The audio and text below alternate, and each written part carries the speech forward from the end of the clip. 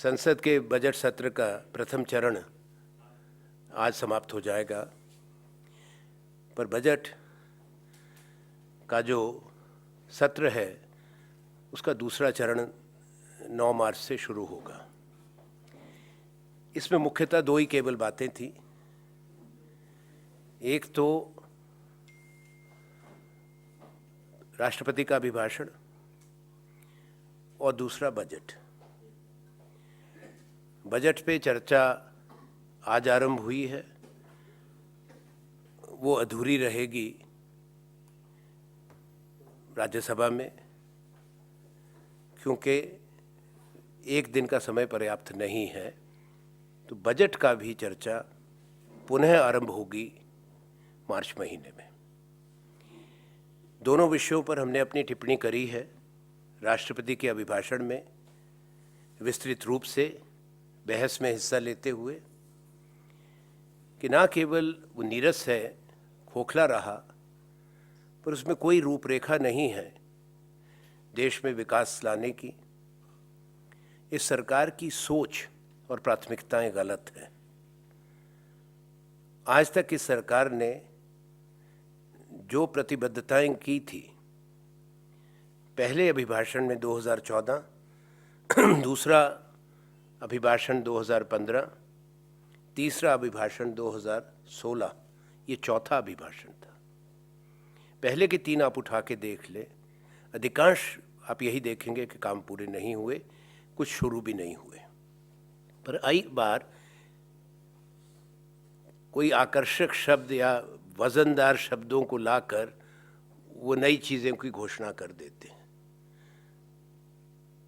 और हर स्कीम में प्रधानमंत्री योजना बना देते हैं। ना तो इससे इनके कार्यकाल में रोज़गार उपलब्ध हुआ है, जो इनका एक बहुत बड़ा वायदा था, चुनाव जीतने का एक कारण भी था कि 1 साल में 2 करोड़ रोज़गार देंगे। तो 5 करोड़ रोज़गार जो होने थे वो तो नहीं हुए। आप लेबर ब्यूरो का आंकड़ा देख लें तो उसी में आपके मुश्किल से 1,15,000 जो अभी 3 दिन पहले आया है, आप उसको पढ़ लें, पूरे साल के अंदर रोज़गार पैदा हुए, जबकि मांग 2 करोड़ थी। पर लेबर ब्यूरो के ये आंकड़े भी डेटेड है।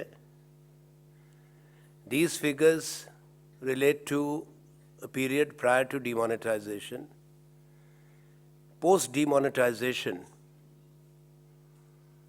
tens of millions of jobs have been lost across sectors. There have been job losses in organized sectors, but in the informal economy, the job and the wage loss is very high. By conservative estimates, India would have lost in the informal sector, which contributes 45% of India's total GDP and production, at least 45 million jobs. It is a frightening situation, and the government has not been able to answer anything. At the same time, the sectors which have been hurt most are labor-intensive sectors. Is the ceramic industry, leather industry, handloom, power looms, brassware, glassware, knitwear, and you can travel all over the country, you will find the same scenario.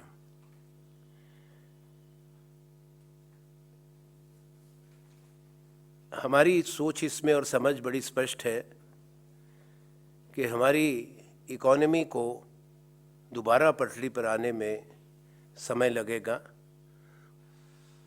जो GDP के आंकड़े हैं सरकार के, वो गलत हैं, क्योंकि सीएसओ के अगर आप स्टेटिस्टिक्स देखें वो उसको पुष्टिकरण नहीं करते। पर उसके साथ साथ इकोनॉमिक सर्वे में भी, मैंने कहा था बजट वाले दिन, मेरे बाद चिदम्बरम जी ने भी कहा था, जो डेटा दिया है, जिस पर आधारित बजट की प्रोजेक्शंस हैं, वो 8 नवंबर से पहले का है। तो पहले 2 क्वार्टर्स पर अगर आप निर्भर करते हैं, अगले 2 क्वार्टर्स बहुत ख़राब होंगे, Q3 एंड Q4, और सबसे ख़राब ये वाला क्वार्टर होगा, जनवरी फरवरी मार्च का। और 2017-18 में भारत की इकोनॉमी की रिकवरी की कोई उम्मीद नहीं है, क्योंकि ये साल और खराब जाएगा। अभी आने वाला समय उद्योग के लिए और भी कष्टदायक होगा, रोजगार पैदा नहीं हो रहे। इसीलिए बजट में जो कहा गया है वो भी मामूली बढ़त है, अगर आप सही रूप में उसको देखें बजट को, मनरेगा में। पर मनरेगा में सरकार की तरफ से उदारता नहीं है, उनको मजबूरी में ये करना पड़ा है। डीमोनेटाइजेशन के बारे में जो भी 4 कारण मुख्य रूप में प्रधानमंत्री ने दिए थे वो चारों गलत निकले हैं। पहले 3 तो हमने कहा है, सिर्फ दोहरा रहा हूँ। काले धन से लड़ाई लड़ने का, भ्रष्टाचार से लड़ाई लड़ने का, तीसरा काउंटरफिट करेंसी, नकली नोट, उनको ख़त्म करना, और उसके साथ साथ टेरर फंडिंग को समाप्त करना, जो आतंकवादियों के पास पैसा जाता है। 15 लाख करोड़ रुपया जो 86.4% था वो निकाला गया और रद्द कर दिया प्रधानमंत्री ने। उसके बाद से आज की तारीख तक स्थिति सामान्य नहीं हुई। हालांकि वित्त मंत्री ने परसों कहा सदन के अंदर, मैंने कल उस बात को कहा पर वो कहीं आई नहीं, क्योंकि प्रधानमंत्री ने अपने मुंह से ऐसी भाषा का प्रयोग किया जिसके कारण हमारी कई बातें आप लोगों के माध्यम से लोगों तक नहीं पहुंच पाई। वित्त मंत्री का ये कथन that not even for a single day there was shortage of cash, कि एक भी दिन भारत के अंदर डिमोनेटाइजेशन, नोटबंदी के बाद कैश की, नकदी की कोई कमी नहीं थी। वास्तविकता उसके बिल्कुल विपरीत है। ये पूरा देश जानता है, पूरी दुनिया जानती है। एटीएम्स खाली पड़े रहे, आज भी एटीएम्स बंद हैं हिंदुस्तान के ज़्यादातर कस्बों के अंदर, और इतने बड़े देश में केवल 2,12,000 हैं। उसमें से 40% तो काम यूं नहीं करती थी। हमने कहा है, प्रधानमंत्री किसी बात का हमारी का जवाब नहीं देते कि उन्होंने सोच समझ के फैसला किया, पर बिना तैयारी के किया और गलत फैसला किया। आदमी सोच के गलत काम भी करते हैं जिसका नुकसान होता है। इसका नुकसान हुआ है, पर वो इनकार करते हैं कि इसका नुकसान हुआ है। वो कहते हैं बहुत अच्छा हुआ है। मैं विस्तार में इसमें नहीं जाता, आपको मेरे विचार इस पे मालूम है, हम बोले हैं, सदन में बोले हैं, पिछले कल भी बोले हैं। पर मुझे एक ही बात कहनी है कि एक पहले प्रजातंत्र में एक चुनी हुई सरकार और प्रधानमंत्री हैं जिन्होंने लोगों को इतना कष्ट पहुंचाया, और पहले प्रधानमंत्री हैं जो ज़मीनी हकीकत से इनकार करते हैं। एक ऐसे पद पर आसीन हैं जिसकी गरिमा को और जिम्मेवारी को वो नहीं समझ पाए हैं। ये एक बड़ा कारण रहा है सरकार में और प्रतिपक्ष में बार बार गतिरोध का और मतभेद का। प्रधानमंत्री अभी तक ये नहीं समझ पाए हैं कि संसद के अंदर, संसद के बाहर प्रजातंत्र में आलोचना होती है,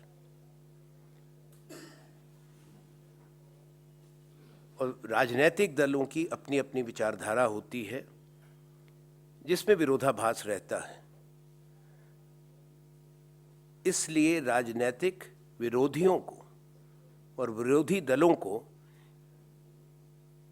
स्वीकार करना चाहिए प्रजातंत्र की सम्मान में, ना कि उसको निजी शत्रुता में परिवर्तित करना चाहिए। Prime minister is intolerant to criticism. He lives in denial, but he is also arrogant.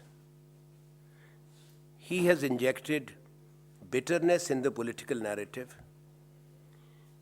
He has lowered the dignity of his office repeatedly. He has used language which is unacceptable in political debates. he has also dragged the political debate to unacceptable low depths. We have been repeatedly urging the Prime Minister to desist from doing this, but it's very clear that he actually relishes using foul language, insulting and berating the political opposition. प्रधानमंत्री की मानसिकता टकराव की है, विपक्ष को बदनाम करने की है और राजनीति में तनाव लाने की है। कोई किसी भी विषय पर इन 34 महीनों के अंदर कोई पहल नहीं हुई प्रधानमंत्री से कि राष्ट्रीय ज्वलंत समस्याओं के बारे में एक आम सहमति, राष्ट्रीय सहमति बनाएं, सब राजनीतिक दलों के नेतृत्व से बात करके। अभिभाषण में शब्द लिखने से परिवर्तन नहीं होता।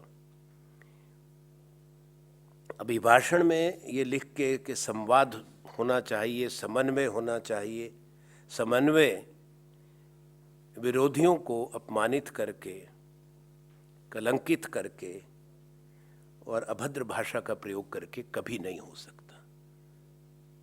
We are making it very clear the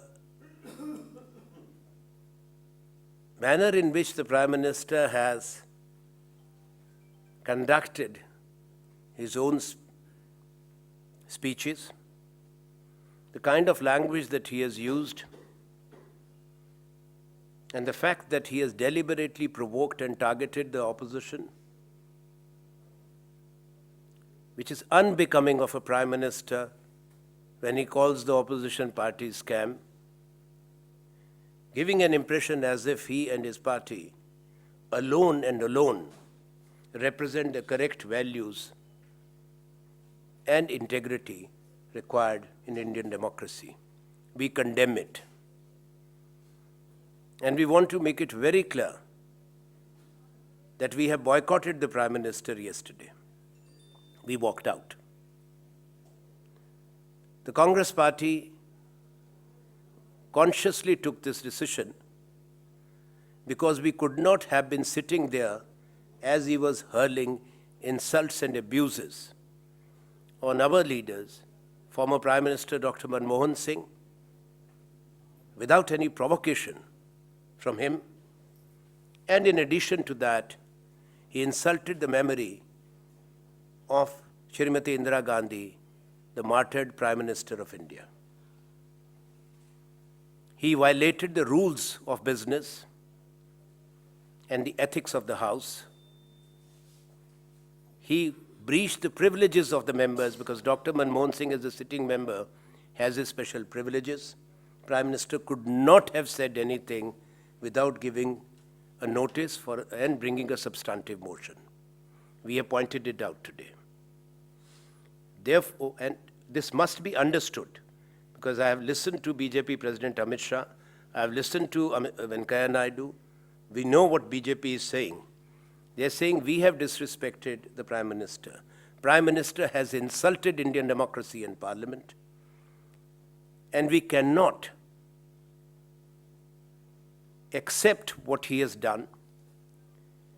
I want to make it absolutely clear that Congress party yesterday in Rajya Sabha, conscious of the office of the Prime Minister, not the person occupying that office, chose to walk out rather than prevent him from speaking.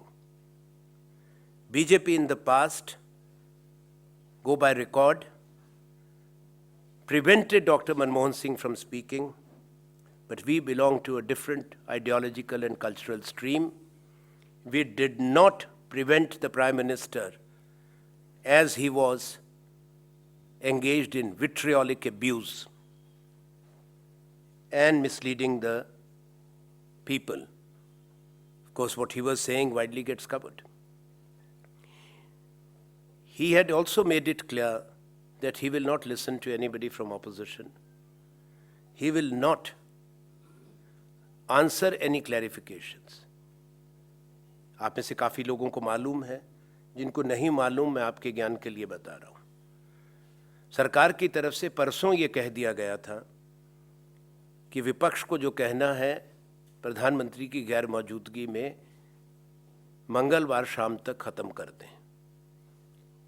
और सरकार की तरफ से एक प्रधानमंत्री का फरमान आया था जो बिजनेस एडवाइजरी कमेटी में सुनाया गया सरकार की तरफ से कि प्रधानमंत्री सुबह 11 बजे आएंगे, जो विपक्ष का जो सदस्यों का टाइम होता है, 12 बजे क्वेश्चन आवर होता है राज्यसभा में, वो हाउस को भी वो डिक्टेट कर रहे हैं, चेयरमैन को डिक्टेट कर रहे हैं और विपक्ष को डिक्टेट कर रहे हैं कि आपको कब बोलना है, क्या बोलना है, कब खत्म करना है। और कुछ भी बात होगी हम उसका जवाब नहीं देंगे। ये निंदनीय है। हम ये बात स्पष्ट अब कर देना चाहते हैं, श्री नरेंद्र मोदी प्रधानमंत्री से भारतीय राष्ट्रीय कांग्रेस और समान विचार वाले विपक्षी दलों का कोई संवाद नहीं हो सकता। हम प्रधानमंत्री का बहिष्कार इस सत्र में कर रहे हैं, इस आग्रह के साथ, उम्मीद के साथ नहीं कि वो अपने गिरेबान में झांकें, थोड़ा चिंतन करें, अपने शब्दों के लिए खेद व्यक्त करें, माफ़ी कभी नहीं मांगेंगे क्योंकि उनमें दम्भ है और अहंकार है, उनमें विनम्रता नहीं है, उनमें शालीनता नहीं है जो एक प्रधानमंत्री के अंदर होनी चाहिए। So prime minister does not have humility and has not indicated that he will reflect and correct the course by either withdrawing his words, particularly insults to Srimati Indira Gandhi, is more of a fabrication based upon, or to the former Prime Minister and to the entire opposition. I want to also make it very clear to the Prime Minister that there are many books written on Shri Narendra Modi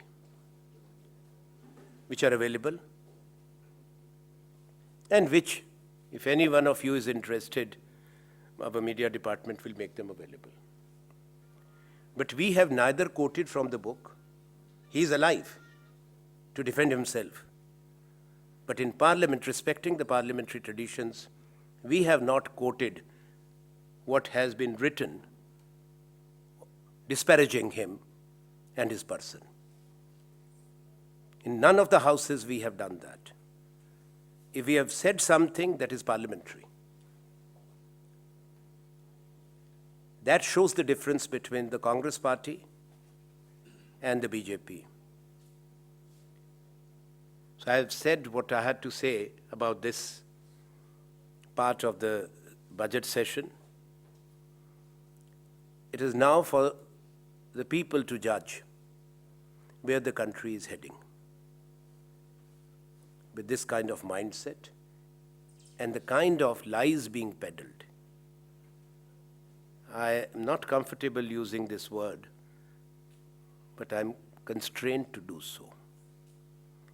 If we are told that not even for one day there was a cash shortage, jobs have been created, jobs have not been lost, what will we say? Is it true? The answer is no.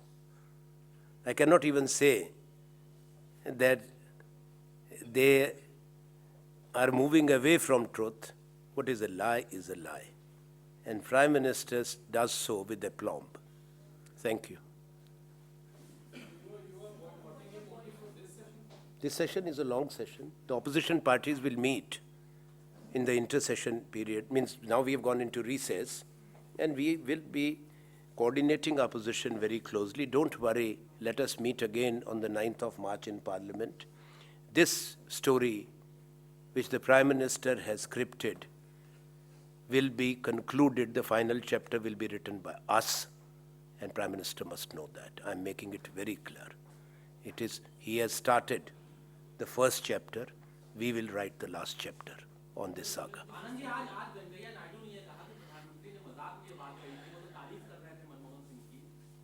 मजाक में प्रधानमंत्री को अपनी भाषा और शैली का ख्याल रखना चाहिए। हम मजाक मजाक समझते हैं और कटाक्ष भी समझते हैं। वेंकैया नायडू का अगर हिंदी का ज्ञान कम है तो उसको दोबारा पढ़ लें।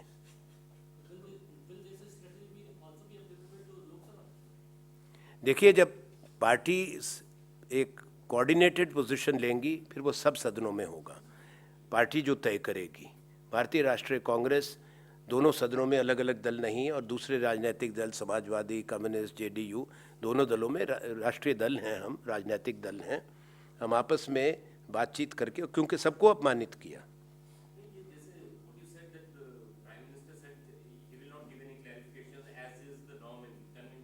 No, he has refused. He has refused. He was sitting in parliament. He was sitting in parliament. If you go by the proceedings of last evening, the chair made categorical announcement twice. Day before, the chair said the debate is inconclusive, and the last speaker is Anand Sharma. It is the tradition that deputy leader of opposition wraps up the debate for the opposition, and the debate is initiated by the LOP, the leader of opposition. So it's not that the Prime Minister and the government are ignorant. And the chair had announced it on Tuesday evening before adjourning the House. Yesterday, when the House reconvened, the first announcement from the chair was, we will resume the debate. The Prime Minister will come, and they announced by name and made it very clear that this is the last speech on this debate, after which the Prime Minister will reply. Please go by record. Was there any reference that the Finance Minister will intervene? Finance Minister's intervention was necessitated because of one reason, that Prime Minister had sent a very clear message. Even though he had conveyed to the chairman, or it was conveyed to us, that he will be coming to the House at 4:30. He did not come until we sat down. But he had sent a message that he will only start from his office after the deputy leader of opposition sits down. So it's very clear, because he is uncomfortable to criticism. Not that I am enamored. What we are saying is fact. We were doing our duty.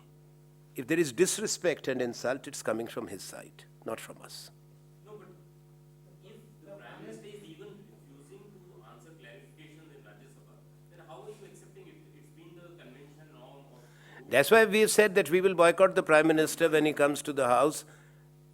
We will not listen to the Prime Minister, but we will not assault the dignity of the office of the Prime Minister. At the same time, we will continue to protest. We know that he is an obdurate person. I have said so. It's sad that we have an arrogant person who occupies the chair of the Prime Minister. He has demeaned his office repeatedly by his choice of words and language. The Finance Minister misled the House on cash in the ATM.